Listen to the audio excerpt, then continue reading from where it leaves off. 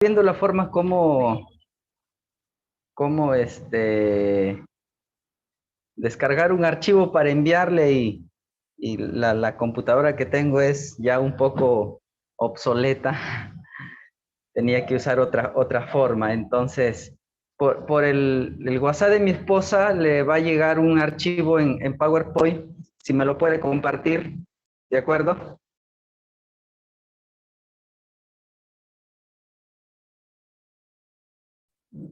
Ya, pastor, voy a prender mi celular porque justo se ha apagado también.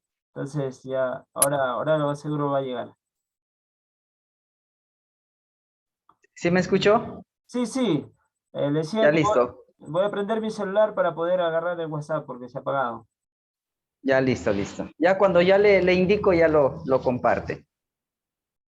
Bien, hermanos, vamos a continuar con nuestra enseñanza eh, respecto a los tres enemigos espirituales del cristiano, del creyente.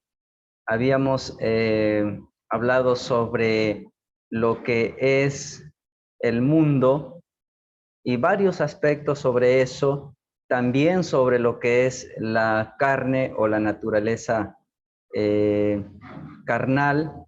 Y estamos ahora por terminar por terminar esa parte ahí en la página número 12, en la página número 12, eh, bueno, página 11, en la página 11. Dos consecuencias, dos consecuencias según Romanos 8:13 respecto a la vida carnal o un andar en la carne, dos consecuencias. Bueno, la primera consecuencia,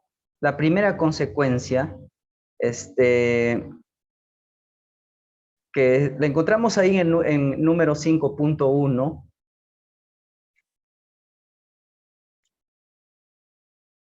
5.1 dice, las consecuencias de vivir conforme a la carne es muerte. Según Romanos 8:13, que ya lo habíamos leído, según Romanos 8:13, voy a volverle a dar lectura, dice el texto, ahora pues ninguna condenación hay para los que están en Cristo Jesús, los que no andan conforme a la carne, sino conforme al Espíritu. Entonces, tomando como referencia también otro versículo, como referencia otro versículo de la Biblia, donde se nos anima, donde se nos ruega, se nos manda a no andar en la carne, no andar conforme a la carne, sino conforme al Espíritu. Entonces, hay dos consecuencias en este punto. Me rectifico en lo que mencioné al inicio. Eh, una tiene que ver, una tiene que ver cuando andamos según la carne y la otra tiene que ver cuando andamos según el Espíritu. Cuando andamos según la carne, hay muerte. Romanos 8:13 nos dice, porque si vivimos conforme a la carne, creo que leí el verso anterior, anteriormente el verso 1, verso 13, Romanos 8:13 dice, porque si vivimos conforme a la carne, moriréis, mas si por el Espíritu hacéis morir las obras de la carne, viviréis. Entonces, esta primera consecuencia negativa, mala, que surge, que viene por un andar en la carne, es la muerte. Es la muerte. En la Biblia, la palabra muerte significa separación. Casi en todos los aspectos, la palabra muerte significa separación. Entonces, el apóstol Pablo aquí habla a los creyentes a quien llama hermanos, porque está hablando a creyentes, carta dirigida a creyentes, y no se refiere a la muerte eterna, ni a la pérdida de la salvación.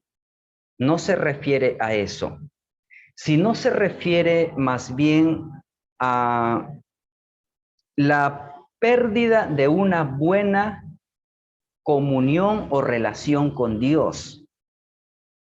Entonces, mire, en Romanos 8:1 dice, ahora pues ninguna condenación hay para los que están en Cristo. No hay condenación para los que están en Cristo. Los que no andan conforme a la carne, sino conforme al Espíritu. Y mirando otra vez el verso 13, dice, pues porque si vivimos conforme a la carne, moriréis. No hay una muerte, no está hablando ahí de una muerte eterna, no está hablando de la pérdida de salvación, sino de una separación de nuestra vida con Dios a causa del pecado, que no es eterna, porque bueno, el apóstol está hablando aquí a creyentes, sino que nuestro pecado, como sabemos, produce una falta de buena relación, o se ausenta la buena relación, se oscurece la buena relación con Dios, nuestra vida se distancia de Dios, se separa de Dios, y yo creo que aquí se refiere a eso. Quiere decir que no disfrutamos de las bendiciones ni de la comunión con Dios cuando andamos en la carne. Seguir la carne puede producir también a la muerte física del creyente. Sumándole esto aquí. Seguir o vivir según la carne puede conducir también a la muerte física del creyente. Por detallando eso un poco, ahí en el 5:1:5, número 1 dice, en cuestión de muerte física del creyente, por seguir según o vivir según la carne, primero por concupiscencias y pecado moral. En el libro o la carta de Pablo a los Corintios, su primera carta, les habla a los creyentes, hablándoles de un hombre inmoral, y le dice Pablo a los líderes, a los hermanos de la iglesia, al tal entregarlo a Satanás. Entregarlo a Satanás. Creo que todos conocemos este versículo, ahí en primera los Corintios 5:5, más él dice, perdón, estoy en segunda, 5:5 dice, el tal sea entregado a Satanás para destrucción de la carne, a fin de que el espíritu sea salvo en el día del Señor. Y está hablando aquí estas palabras de este texto, el apóstol, en el contexto de pecados inmorales, pecados sexuales. Entonces, por concupiscencias y pecado moral, a veces Dios corta, quita la vida, ¿no? En cuanto hace esa separación del cuerpo del hombre con su alma, del cuerpo del creyente con su alma. También muerte física por acciones contra la unidad de la iglesia. Ahí en la Biblia, en 1 Corintios 11:30, el contexto es la cena del Señor, abusos, realización indebida de la cena del Señor. También por persistencia en pecar o por pecado voluntario. Ahí en Primera de Juan hay un texto que el apóstol Juan habla, escribe y dice o menciona sobre el pecado de muerte. Y muchas veces nos hemos preguntado, ¿cuál es ese pecado de muerte? ¿O cuáles son esos pecados de muerte? Bueno, hay una discrepancia en cuanto a eso. Algunos pues dicen, el pecado de muerte viene porque, como he mencionado, ¿no? Cuando un creyente persiste en pecar, en ese mismo pecado, persiste en pecar, en ese mismo pecado, en ese mismo pecado. Entonces, lo que Dios hace es llevarlo, cortarlo, para que su vida no ocasione más mal testimonio. Eh, Otros mencionan o tienen la posición de que el pecado de muerte es un pecado o son aquellos pecados como por ejemplo el pecado sobre la blasfemia hacia el Espíritu Santo. En fin, hay varios conceptos, varias cosas que se hablan en relación a esto. Pero bueno, no especifica la Biblia en cuanto a ese dato, solamente menciona acerca del pecado de muerte. Y ya nosotros podemos sacar nuestras conclusiones en nuestro estudio acerca de esto. Ahora, 5.2, lo contrario, las consecuencias de vivir conforme al Espíritu. Las obras de la carne son anuladas por el poder del Espíritu Santo. ¿Sí? Cuando nosotros permitimos que la obra del Espíritu Santo esté por encima de los deseos de nuestra carne, lo que va a conducir, lo que va a mover nuestra vida es el Espíritu Santo, y las obras de la carne y los deseos de la carne van a quedar anulados por el poder del Espíritu Santo, no por nuestro poder, sino por el poder del Espíritu Santo. Cuando nosotros hacemos lo que el Señor dice en la palabra, cuando dejamos que el Espíritu Santo nos llene, nos controle, sucederá eso. La Biblia dice, haced morir pues lo terrenal en vosotros. Haced morir lo terrenal en vosotros. Estas palabras de este versículo literalmente se puede traducir como vais haciendo morir, o mientras caminas, haz cada vez morir. Eso que menciona aquí el texto, haced pues morir lo terrenal en vosotros. Las obras de la carne o las prácticas pecaminosas de la carne. Las obras de la carne o las prácticas pecaminosas de la carne. El poder para vencerlas no está en el creyente, sino en el Espíritu Santo, como ya mencionaba eso también. El poder para vencer las obras de la carne, los deseos de la carne, no está en nosotros, sino está en el Espíritu Santo. Hermanos, en un continuo dar muerte o en una continua decisión y consigna en nosotros de dar muerte a las pasiones carnales que pone el cuerpo al servicio del espíritu y no a la de la carne. Leo de nuevo, es un continuo dar muerte a las pasiones carnales que pone el cuerpo al servicio del espíritu y no al servicio de la carne.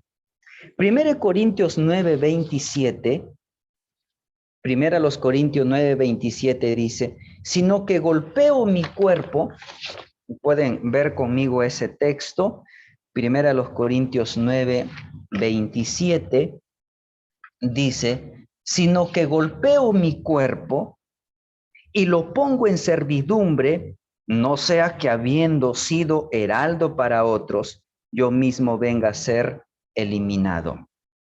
El apóstol nos dice en otras palabras en este versículo de 1 Corintios 9:27, dice, al contrario, vivo con mucha disciplina y trato de dominarme a mí mismo, pues si anuncio a otros la buena noticia, no quiero que al final Dios me descalifique a mí. No quiero que al final Dios me descalifique a mí. Así que yo lo que hago conmigo mismo es vivir con mucha disciplina espiritual, disciplinar mi vida, disciplinarme a mí mismo. Cuando el apóstol escribió a Timoteo, le da un montón de recomendaciones. un montón de recomendaciones. Le dice, predica la palabra, haz sobre evangelista, enseña, reprende, insta a tiempo y fuera de tiempo. Y al final de esa descripción, el apóstol le dice a Timoteo, ten cuidado, no de los demás, ten cuidado, no de los ancianos de la iglesia, sino le dice, ten cuidado de ti mismo, de ti mismo. Entonces, el poder para vencerlas, a esas obras de la carne, están en el Espíritu Santo, en el poder del Espíritu Santo. Para esto entonces, debe haber un continuo, una decisión, debe haber una disciplina constante, debe haber una decisión de dar muerte cada día a las pasiones carnales, que podemos tener, de tal manera que nuestro cuerpo ya no sea puesto al servicio de las obras de la carne, sino al servicio del Espíritu Santo. La vida santa, hermanos, se manifiesta mediante un cuerpo bajo el control del Espíritu. Nuestra vida de santidad, nuestra vida de pureza, se manifiesta o debe manifestarse mediante un cuerpo bajo el control del Espíritu Santo. Ahí. Mirando ahí el archivo, la separata que estoy usando en esta oportunidad, y mirando el texto aún nuevamente, el versículo de Romanos, por favor, Romanos capítulo 8, versículo 13, porque si vivís conforme a la carne, moriréis, mas si por el Espíritu hacéis morir las obras de la carne, viviréis.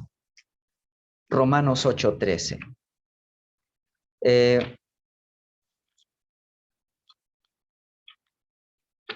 Examinando este versículo, notamos nosotros que aquí está hablando de esas dos cosas opuestas.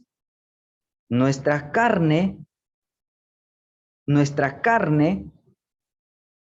vivir según esas pasiones, esos deseos, y por otro lado el Espíritu Santo, nuestra carne que nos lleva a la muerte, y luego, al contrario o lo opuesto, el Espíritu Santo que nos da vida, que vivifica. Ahí en Romanos capítulo 8, versículo 13. Dice el apóstol entonces, si ustedes viven de acuerdo a esos deseos pecaminosos, carnales, morirán para siempre, morirán. Pero si por medio del Espíritu Santo ponen fin a esos malos deseos, tendrán vida. Bueno, esto respecto a ese enemigo que es la carne o nuestra naturaleza carnal. Termino esta parte leyendo el último párrafo que está ahí y dice,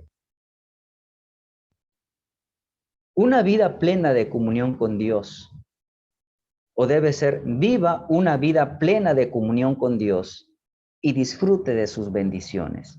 O vivamos una vida plena de comunión con Dios y disfrutemos de sus bendiciones. O disfrutaremos de sus bendiciones. ¿Ok?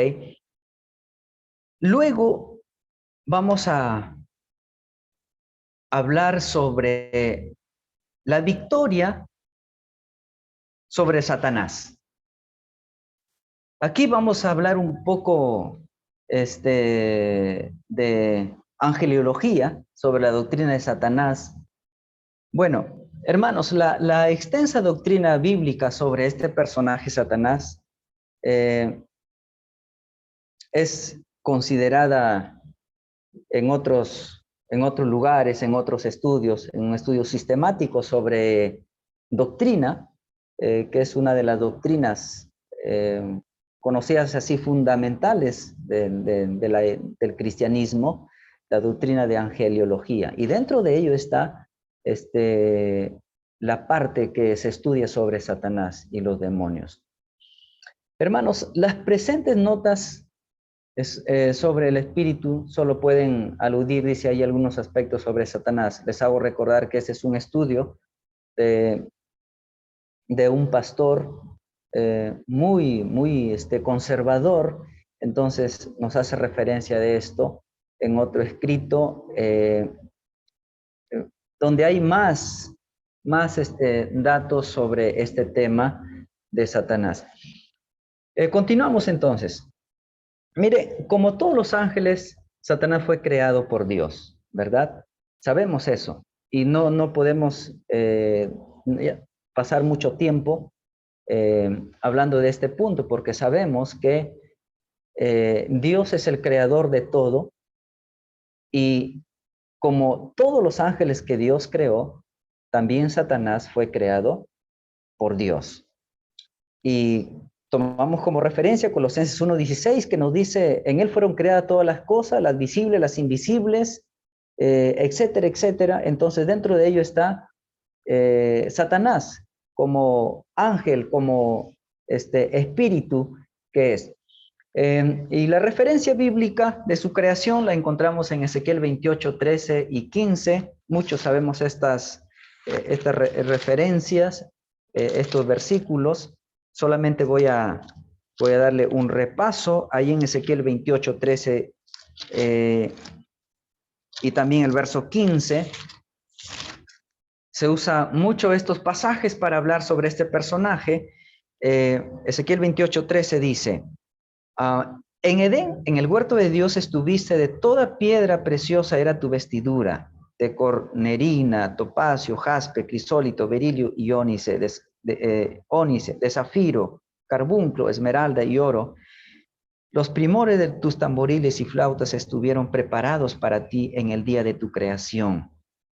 Miren, la música que había alrededor de este personaje Lucifer allá en el cielo.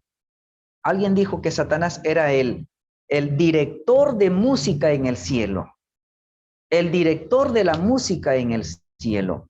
Y ahí nos dice, el verso 15 dice, perfecto eras en todos tus caminos desde el día que fuiste creado, notan, fuiste creado hasta que se halló en ti maldad. Entonces, como bíblicos acerca de esto, conservadores acerca de esto, nosotros creemos que Dios es el creador de todo. Y no especifica en los 6 días de la creación en qué día Dios creó a los ángeles, pero por eso no vamos nosotros a adoptar una posición diferente, decir, bueno, Dios lo creó, o creó los ángeles, dentro de ellos Lucifer, en otro tiempo, en otra ocasión. No, creemos que Dios los creó en ese tiempo que menciona la Biblia ahí en la creación. Y bueno, como muchos, tenemos la posición de que Dios, lo más probable que creó a los ángeles en los 6 días de la creación, Dios creó los ángeles, entre ellos a Lucifer, en el primer día de la creación. Se usa como referencia de esto, como base de esto que estoy mencionando, el texto de Job, capítulo 28, o 38, perdón. No sé si podemos ver ese versículo, pero Job 38, 6 al 7 nos hace referencia de esto. Como todos los ángeles, Satanás fue creado antes que el hombre. Esa es la posición, esa es lo que sostiene tanto mi persona como otros pastores, predicadores o teólogos.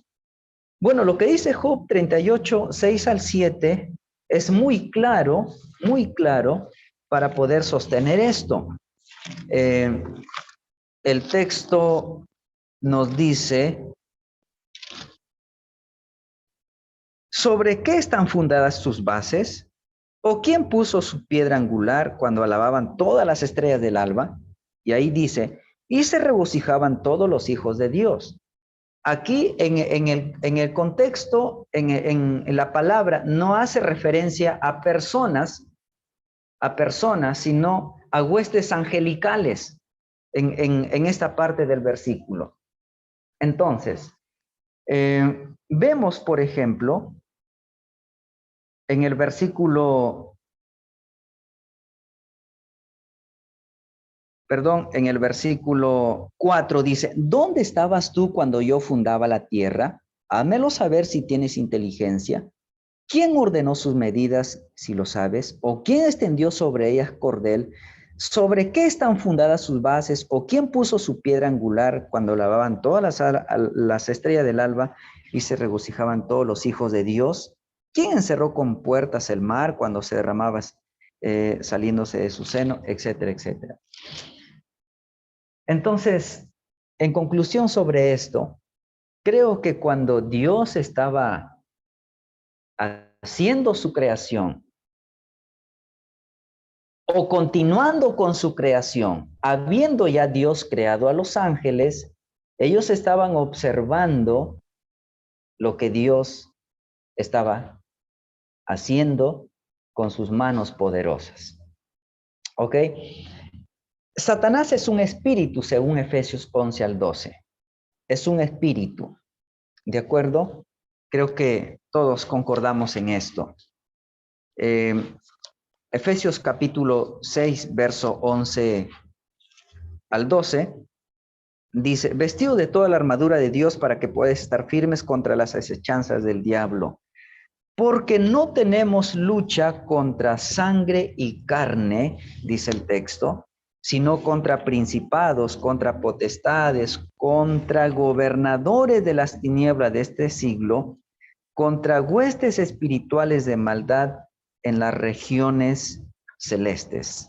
Efesios capítulo 6, verso 11 y 12. Hermanos, el apóstol nos dice muy claramente algo que conocemos muy bien nosotros.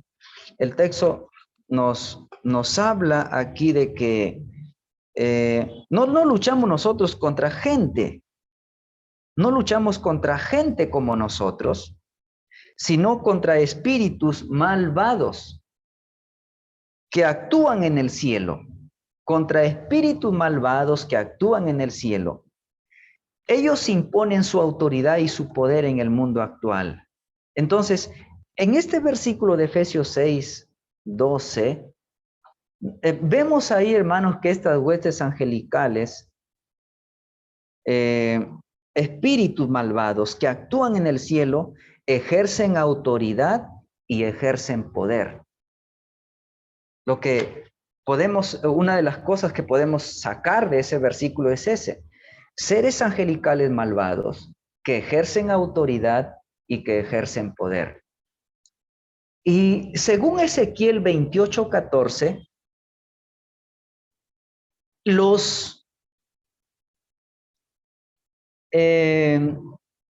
aquí hablando de Satanás, este personaje pertenece al orden de los querubines. Pertenece al orden de los querubines porque el Señor le dice, tú, oh querubín, tú, oh querubín. Entonces pertenece o perteneció a ese orden de los querubines. El verso 14 también nos hace referencia de que es el ser más perfecto salido de la mano de Dios. Asimismo, es el más hermoso creado por Dios. En el número 2 ahí, siguiendo la separata, hablamos un poquito sobre el estado original de este personaje. Y tomando como referencia nuevamente Ezequiel 28, vemos que este personaje, en aquel tiempo de nombre Lucifer, era un personaje o un ángel santo, santo.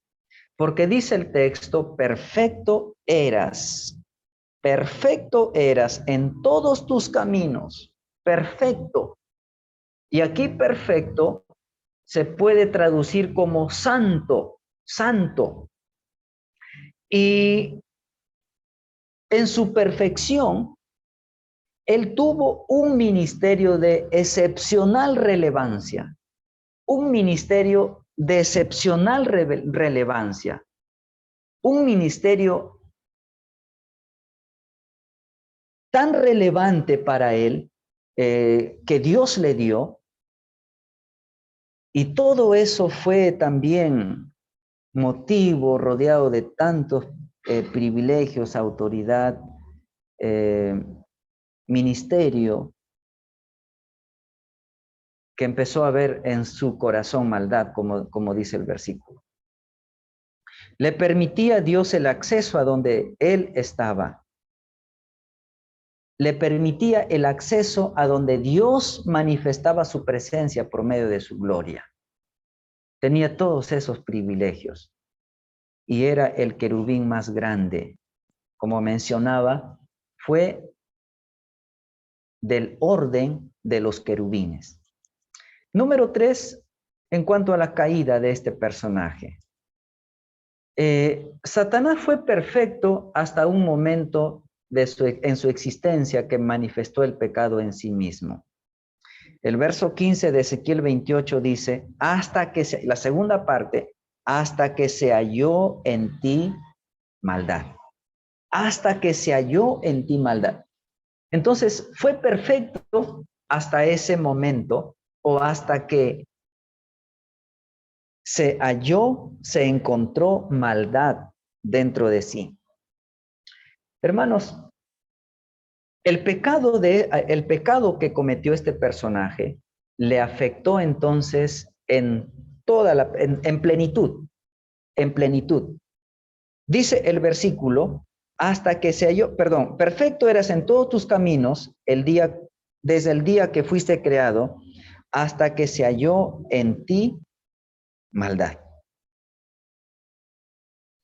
Y aquí hace referencia, pues, a que el pecado de este personaje, Lucifer, afectó todo lo que él era.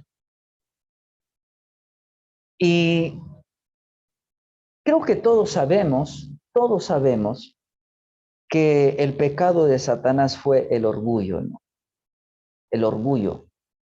Y aquí vemos en la Biblia el orgullo manifestado. Dice el verso 17, se enalteció tu corazón a causa de tu hermosura, corrompiste tu sabiduría a causa de tu esplendor.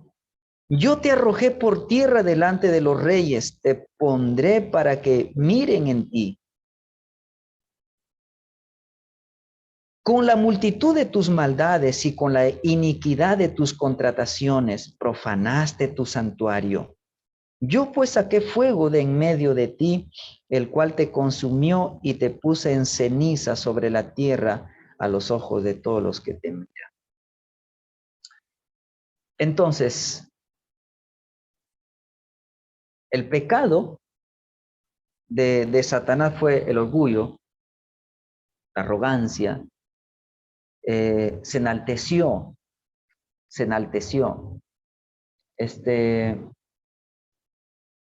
Y todos sabemos, hermanos, todos sabemos que orgullo es sinónimo también de dureza, es sinónimo de rebeldía, es sinónimo de arrogancia y otros términos.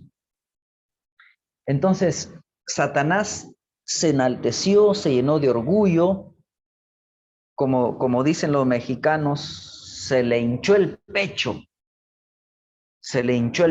¿no?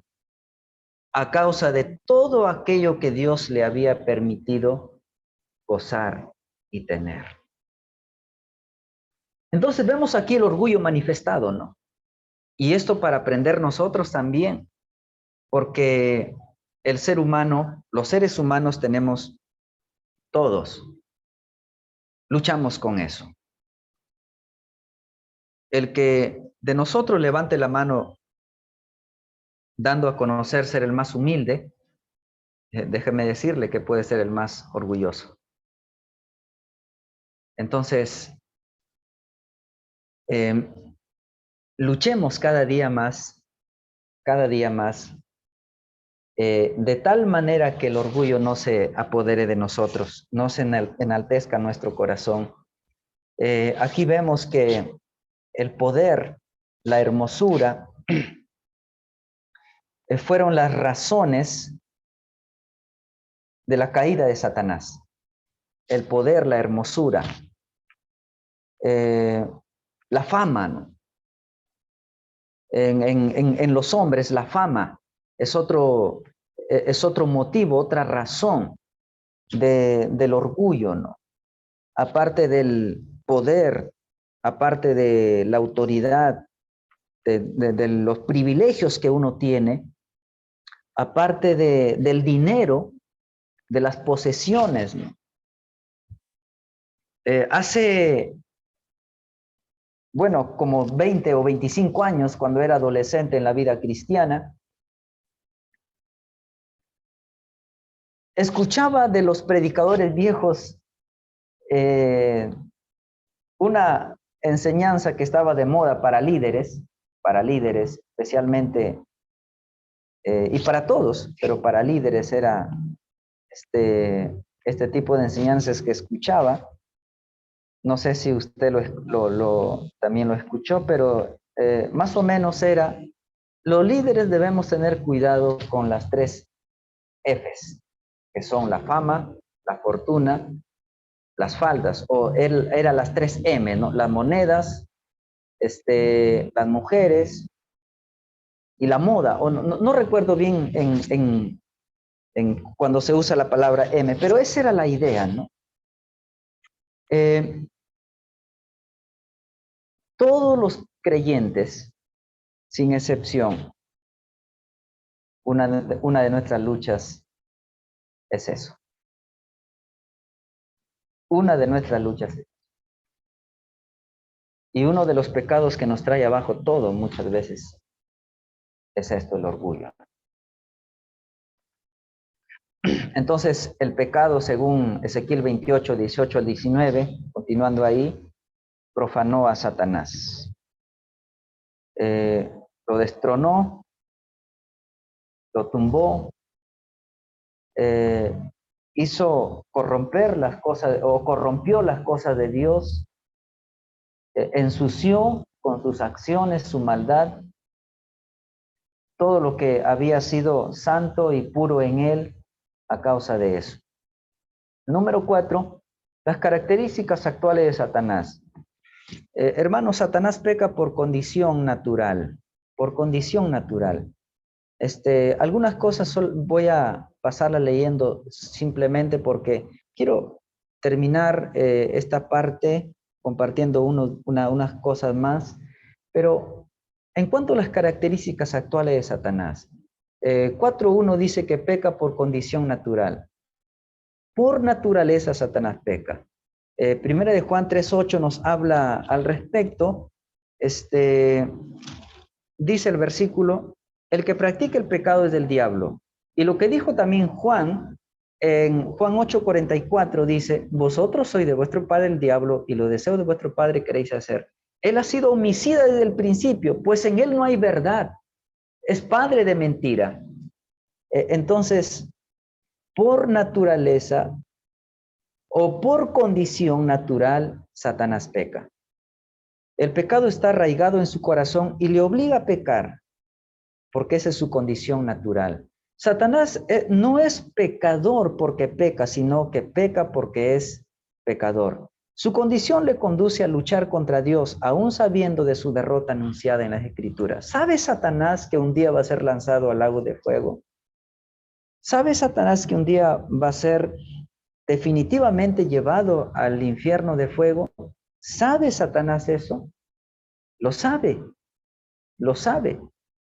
Pero aún sabiendo eso, se opone, lucha en contra de los planes de Dios, se opone a los planes de Dios, aún sabiendo de su derrota futura. También nos dice la Biblia que es homicida, según Juan 8:44. Entre otras cosas, desea la muerte del impío y hace lo posible de impedir la salvación de los hombres. Se opone. En la Biblia encontramos una y otra vez a Satanás oponiéndose a la salvación de los seres humanos, resistiendo en contra de la predicación del Evangelio. Y hoy Satanás está tan armado, tiene un arsenal totalmente preparado, un armamento, astucias, un arsenal cargado de maldad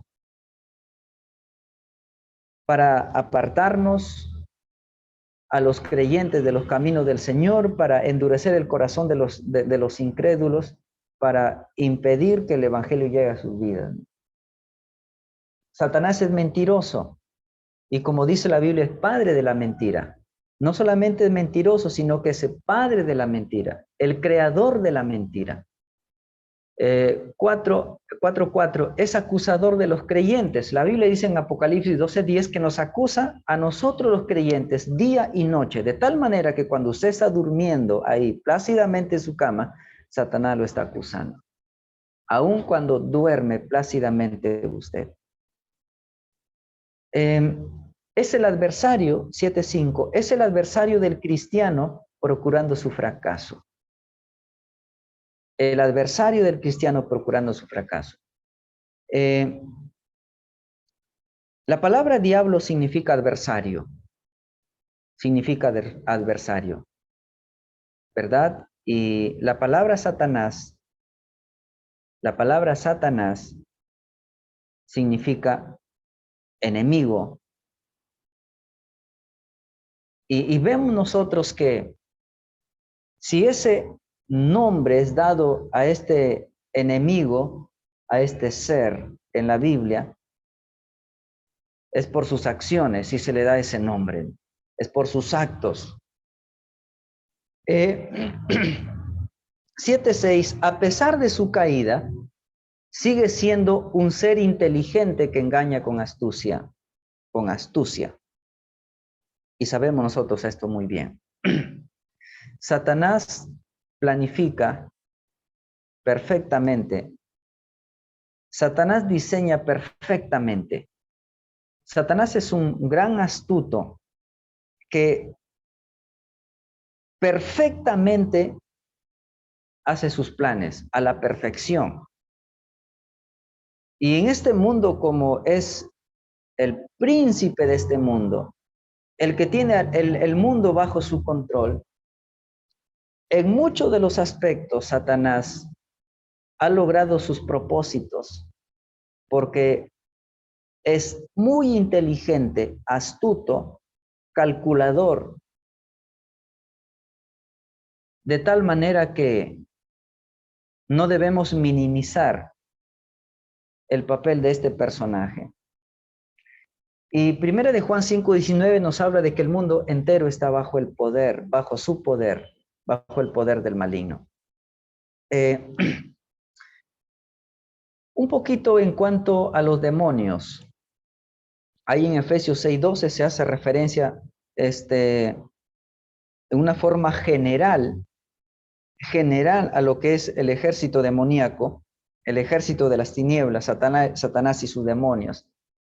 Y hermanos, Satanás consiguió que la tercera parte de los ángeles le siguieran en su rebeldía contra Dios. Ahí según Apocalipsis 12:4.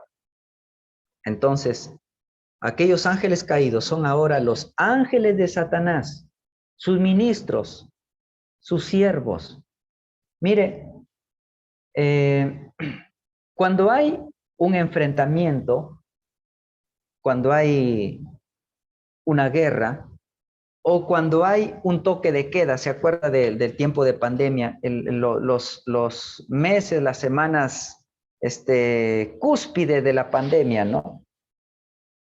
Uno iba al mercado, cachacos, policías, serenazgo, la marina. Uno iba a un hospital, igual, personajes de ellos, ¿no? Uno iba por diferentes partes de la ciudad, en las calles principales o avenidas principales había resguardo, ¿no? En lugares claves de la ciudad. Había o el ejército, o la marina, o policías, resguardando, vigilando, cumpliendo un papel como eso. Yo me imagino que Satanás hace lo mismo. Satanás ha adoctrinado y ha delegado seres angelicales, demonios, en diferentes lugares, en diferentes ciudades, estratégicamente para cumplir su papel de maldad. Son sus siervos, son sus ministros, son sus ayudantes. Y la Biblia los llama espíritus inmundos, a aquellos ahí en Marcos 9:25. Algunas características principales, hermanos, de estos demonios. Son espíritus, nos dice la Biblia. Ojo, son seres inteligentes. También nos dice que ellos conocen al Señor Jesucristo. Saben de su destino final, que es en tormento. Saben su destino final. A diferencia de los hombres pecadores, no pueden poseer fe para salvación. Estos tienen religión y doctrinas propias. Mire, vamos a mirar 1 Timoteo capítulo 4. 1 Timoteo capítulo 4, versículo 1 al 3. Miramos esos versículos, ¿sí? 1 Timoteo capítulo 4, verso 1 al 3. Dice, pero el Espíritu dice claramente en los posteriores tiempos algunos apostatarán de la fe, escuchando a espíritus engañadores y a doctrina de demonios. Hasta ahí nomás por el tiempo. Pero aquí vemos con qué hace referencia aquí la palabra de Dios en cuanto a esto. Entonces los demonios tienen su religión, tienen su doctrina propia. Dentro del cristianismo, entre comillas, hoy nosotros podemos ver claramente el ministerio de Satanás y sus demonios ejerciendo, obrando. Y ese es el papel de estos personajes. Tienen su religión, tienen su doctrina. Han entrado en la iglesia y actúan en ciertas iglesias llamadas cristianas, donde los actos, las actividades, donde cosas que se hace ahí, no es obra de Dios, sino obra de Satanás. Entonces, Satanás es tan astuto que hasta eso está destruyendo hoy en día, ¿no? Hay grados de iniquidad diferentes entre ellos. Ahí están los textos, podemos nosotros estudiar eso. Número 6, la actividad de los demonios. Hermanos, estos personajes se oponen a los propósitos de Dios, como ya hemos dicho esto referente a Satanás. Extienden la autoridad satánica obedeciendo sus órdenes. Se someten a Satanás y obedecen las órdenes de aquel. Estos personajes afligen a los hombres. ¿Cómo así? Tienen poder para causar madurez, para desequilibrar mentalmente y producir locura, para producir enfermedad y agotamiento. En ocasiones procuran la muerte de algunas personas. Pueden infundir gran fuerza a quienes poseen. Pueden producir deformidad física también. Y 6.4, estos difunden doctrinas falsas. Y como ya leímos 1 Timoteo capítulo 4, verso 1, Satanás, estos demonios, Satanás y sus demonios tienen su doctrina, tienen su religión. La Biblia nos dice en Juan 8:44, nos habla de vuestro adversario el diablo. Perdón, primera de Pedro 5:8. Vuestro adversario el diablo. Vuestro adversario el diablo. Note eso, ¿no? Y este personaje o estos personajes, los demonios, son seres acusadores, enemigos, contrarios, y poseen, como mencionamos, gran poder, gran poder. Pero recordemos, como dijo el Señor, más poderoso es el que está en nosotros que el que está en el mundo, y quienes lo siguen también. ¿Y cómo se presenta este? Ahí en el número 7, verso 2, en la página 16, se presenta como león rugiente. Noten eso, ¿no? El león ruge, sabemos todos cuando tiene hambre. Cuando tiene hambre. Y su actuación, según Isaías 5:29, Isaías capítulo 5, verso 29, sí pueden ver ahí conmigo este texto. 5:19 dice, a los cuales dicen, venga ya, Isaías 5:29. Su rugido será como de león, rugirá a manera de leoncillo, crujirá los dientes y arrebatará la presa, se la llevará con seguridad y nadie se la quitará. Vemos aquí, hermanos, una referencia en cuanto a el accionar de Satanás figurada aquí como un león que cuando cruje los dientes es porque busca y luego arrebata su presa. ¿Cómo actúa? 7.3. ¿Cómo actúa? Dice el texto de Primera de Pedro 5:8 que anda alrededor. En la tierra actúa siempre del mismo modo. Actúa siempre de ese mismo modo. Como dice en la conversación de Dios con este personaje Satanás, Satanás le responde a la pregunta de Dios, ¿de dónde vienes? Y Satanás responde de la tierra, de andar en la tierra y de rodearla a ella, ¿no? Entonces, ahí actúa Satanás. 7.4, el propósito de Satanás. ¿Cuál es su propósito? Tomando como referencia otra vez, Primera de Pedro 5:8, dice el texto que anda buscando a quien devorar. Trata de derribar espiritualmente al creyente, a usted, a mí, a los más fieles a Dios, a los siervos, a los pastores, a los misioneros, misioneras, a los líderes, a los pilares de la iglesia. Trata de derribarlos y derrumbar la obra de Dios.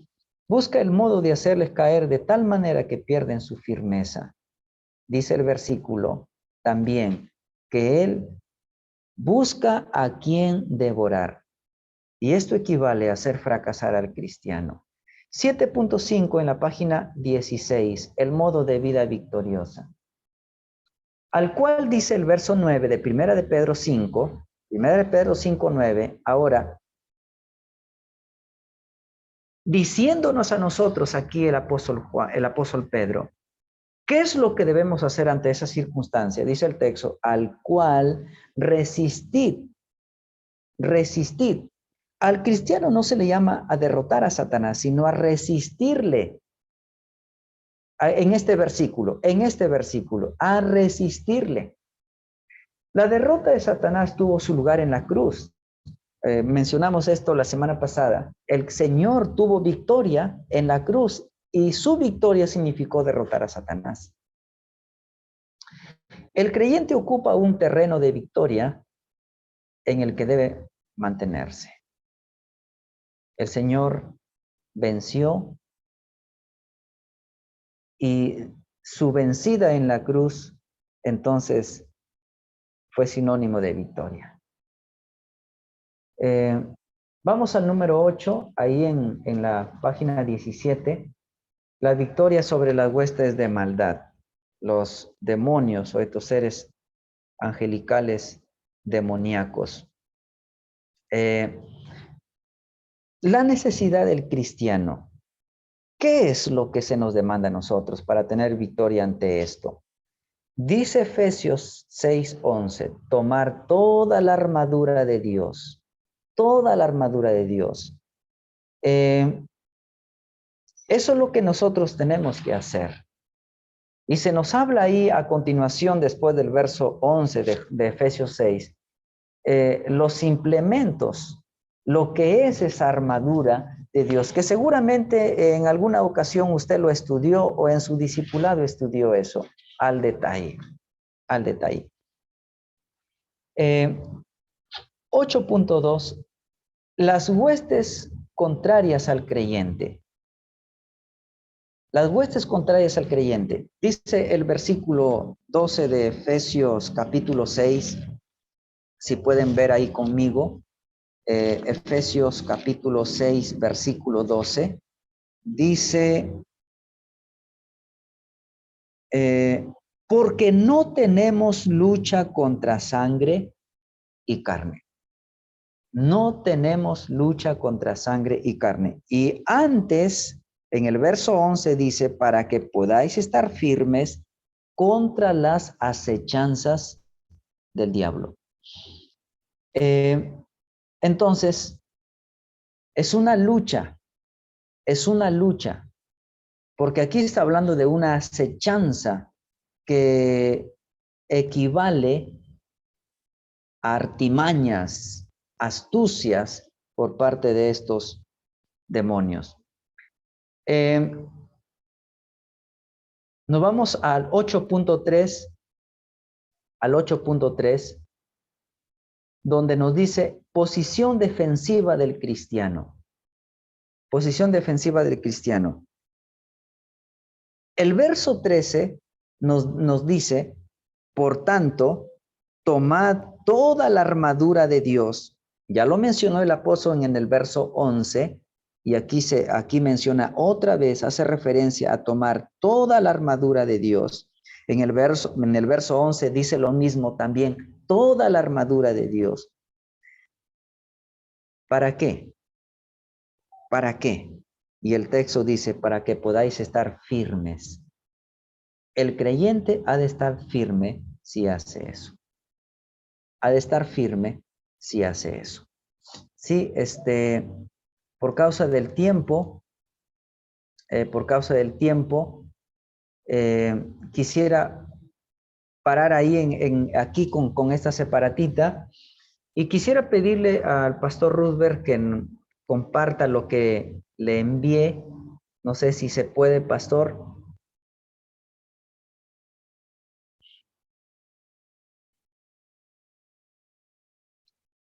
Ya, bien. Ok, ahí está. Muy bien, hermanos.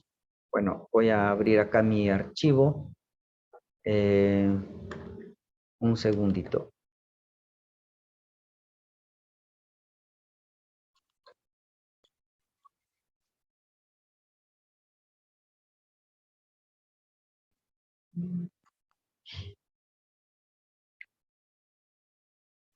Ok, hermanos. Bueno, mire, en la tentación, antes de pecar, Satanás menosprecia el plan y menosprecia la voluntad de Dios.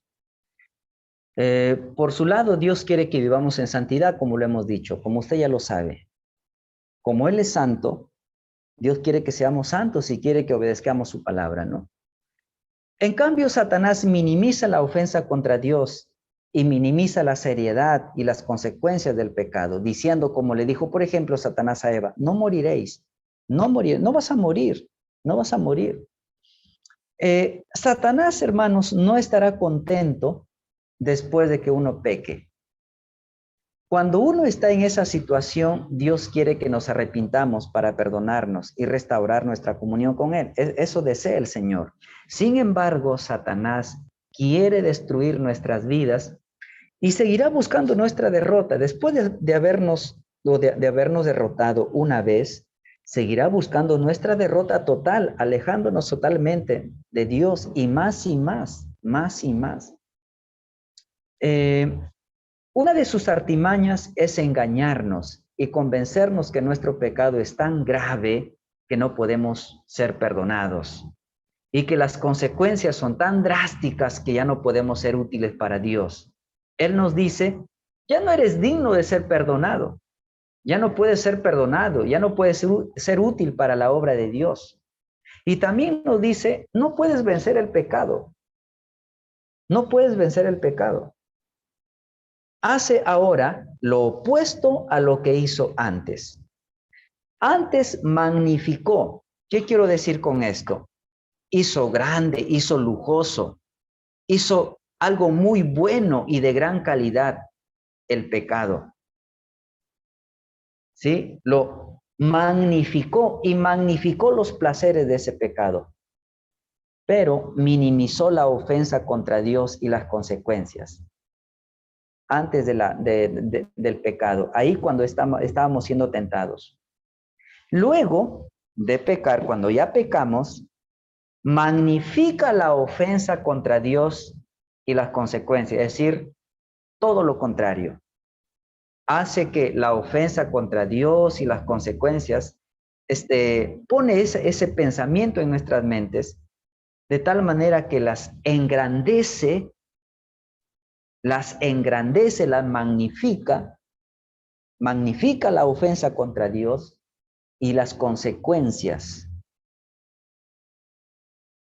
Magnifica la ofensa contra Dios y las consecuencias. Entonces, luego de pecar, como decía, magnifica el pecado en nuestras mentes de tal forma que pensamos que nuestro pecado es más grande que Cristo y la ofensa es más grande que la gracia de Dios. Hay muchos creyentes que piensan de que Dios no podrá perdonar su pecado porque su pecado es grande y se conforman a seguir en ese pecado porque creen que Dios no perdonará su pecado. Y eso pone Satanás en nuestra mente. Antes de pecar nos dice, no, es insignificante, es insignificante tu pecado. A Dios no le va a ofender. A Dios no le va a ofender. Hazlo nomás. Pero cuando pecamos, nos hace pensar o pone en nuestra mente todo lo contrario. Tu pecado es más grande que Dios, las consecuencias, y Dios no te va a perdonar.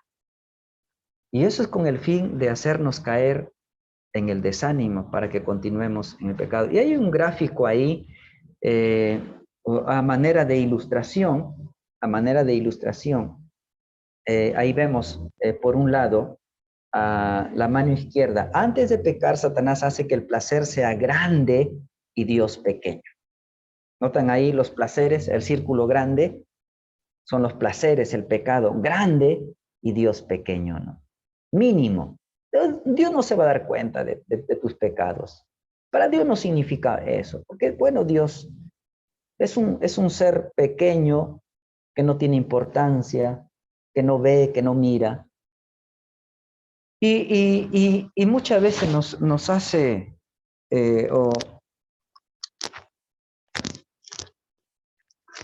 ahí en nuestra mente, perdón, estoy acá, ahí en nuestra mente, Satanás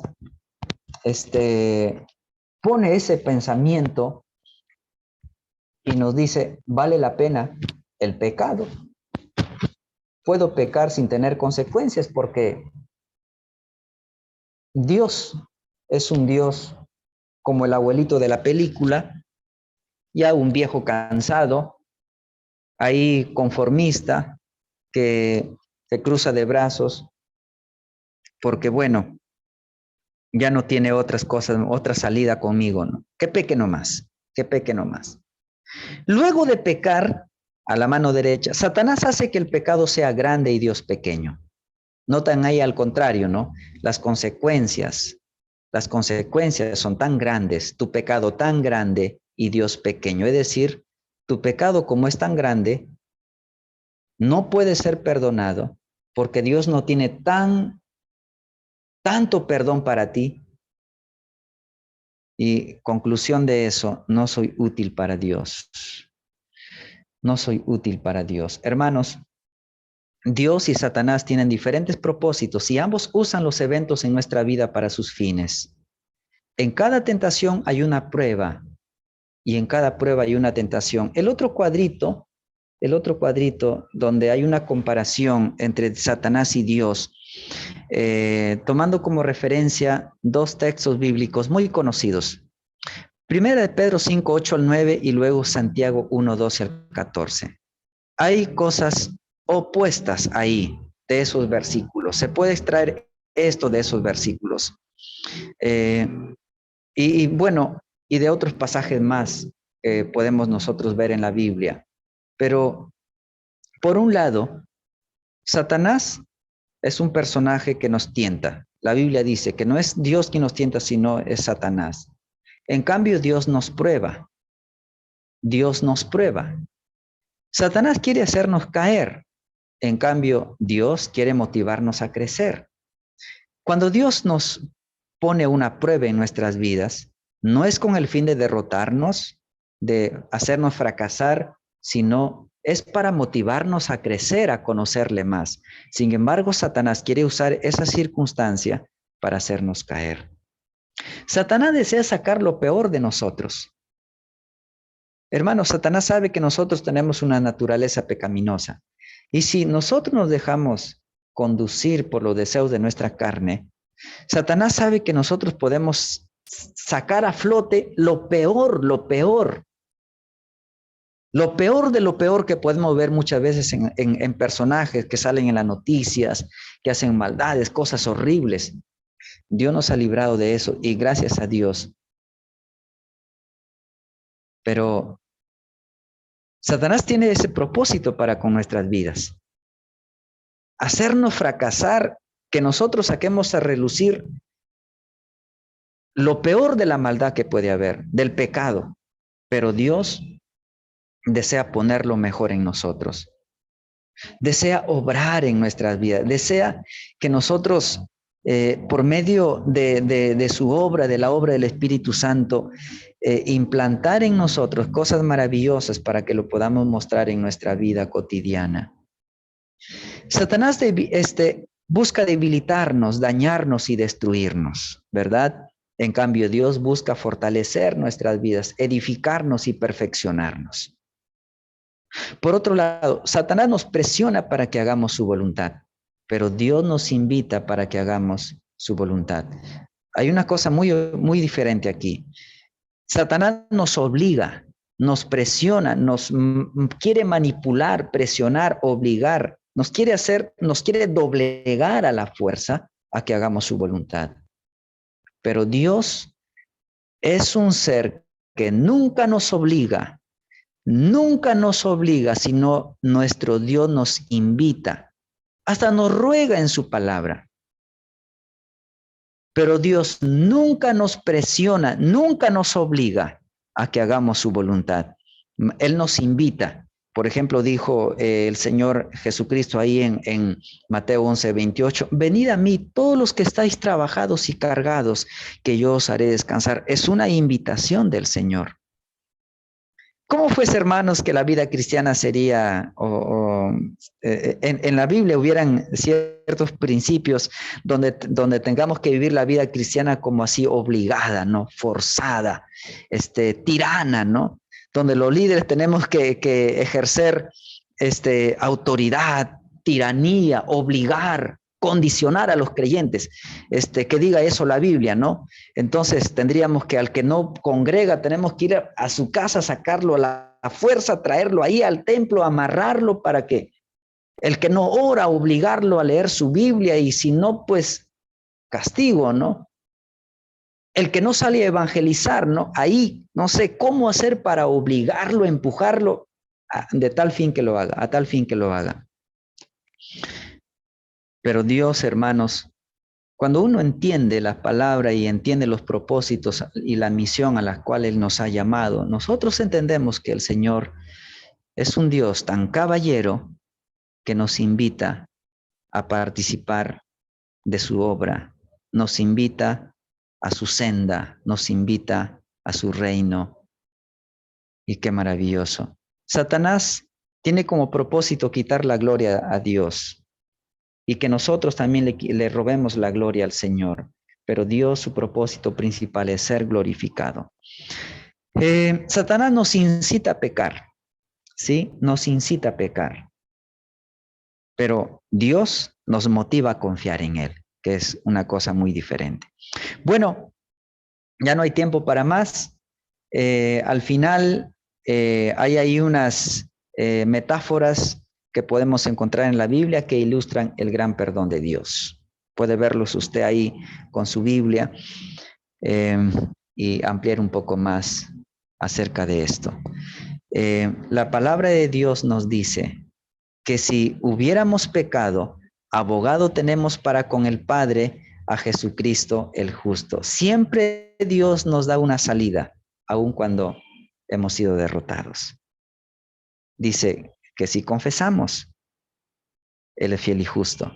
Dice también el apóstol Pablo cuando escribió a los cristianos de Corinto, ya habéis sido santificados, ya habéis sido lavados, ya habéis sido perfeccionados por el Señor Jesucristo.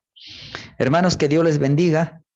Ya es hora de terminar. Recién me estoy acordando de que el pastor Ruber dijo la semana pasada que terminemos unos minutos antes para preguntas, pero bueno, recién me acuerdo.